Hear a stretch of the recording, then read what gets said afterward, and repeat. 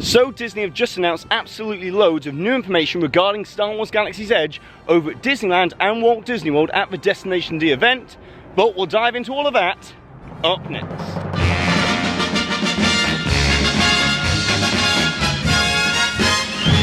As today, Disney Parks chairman Bob Chapek took to the stage and announced loads of new details regarding upcoming projects all over Walt Disney World. But a lot of the focus was on, you guessed it, Star Wars Galaxy's Edge, which will be opening in the summer of 2019 at Disneyland and in late fall at Walt Disney World. But in my opinion, the biggest news that was announced today was to do with the fact that at long last we finally have the official name for the two marquee attractions that are within Galaxy's Edge. As first of all, we've learnt that the Millennium Falcon ride, where you will actually pilot the fastest ship in the galaxy, is going to be called Smuggler's Run, which is obviously a nice little homage and a wink and a nod to Han Solo. But to be honest, no matter what the name is, most guests will probably just end up referring to this ride as a Falcon anyways, so the name Smuggler's Run probably won't be used all too much around the Disney parks, except for the fact that it plays perfectly into the 3 ride mission scenarios which you will attempt to complete on behalf of Hondo and Arca, as you and 5 of the members of your crew will pilot the Millennium Falcon in completely unique and interactive ride experiences.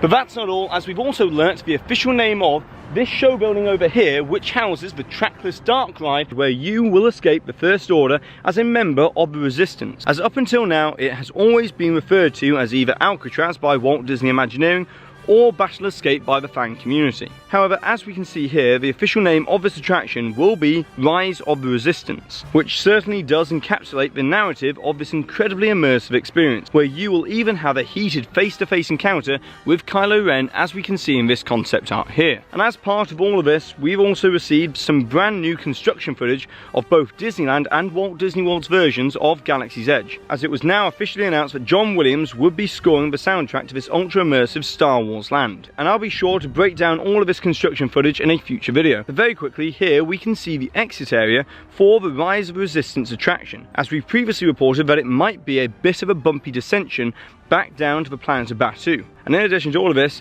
Disney have also now made it official that they will be rolling out a brand new interactive experience as part of the Play Disney Parks app when Galaxy's Edge opens next year, and it will more than likely play into the galactic credits idea within Galaxy's Edge. But even with all of this Galaxy's Edge goodness, we've also got some more Star Wars news, as just over there is where the Star Wars Resort is going to be built. And as we can see here, we've received this brand new concept art showing us the launch pod and the docking bay for this Star Wars Resort, which is being built adjacent to Disney's Hollywood Studios and scheduled to open around a year after that of Galaxy's Edge. And this entire experience seems like it will be very similar to how Disney create their tailored itineraries for the Disney Cruise Line, which all sounds like the closest thing that Disney have ever created to that of Westworld so far. But whilst we're in Disney's Hollywood Studios, beginning in May of 2019, Disney will be debuting a brand new projection extravaganza called The Wonderful World of Animation, with this new nighttime show to celebrate the park's 30th anniversary and also Mickey Mouse's 90th birthday as well. And speaking of Mickey Mouse, we've also learnt of the opening time period for Mickey and Minnie's Runaway Railway, as it was announced that by this time next year,